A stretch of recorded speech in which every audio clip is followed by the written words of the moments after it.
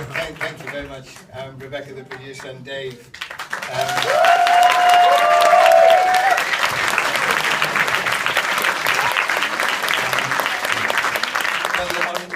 On behalf of all of us who made the film, from the people who began by sharing their stories with us, and what extraordinary stories they were, to everyone involved in the film, and to E1, the distributors, who found a new way of distributing so that the film can go to community centres, to rooms above pubs, to football clubs where people might not go to the cinema. So they were at the end of it, and so a big thank you to them too.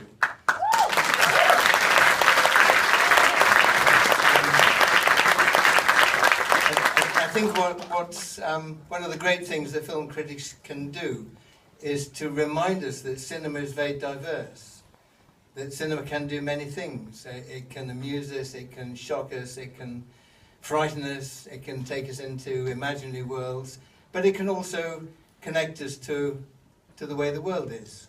The great theatre critic Kenneth Tynan said there should be an umbilical connection between what happens, in his case, on the stage and the street outside. And I think that's true of cinema too. And that's what we tried to do. And I couldn't help smiling at the irony that while the critics were, in general, very kind to us, the editorial pages would treat those same people with scorn.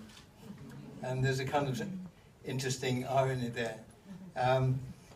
It was an extraordinary film to make, and we were asked at one point if we'd like government ministers to see it, and we said no, because they know what they're doing.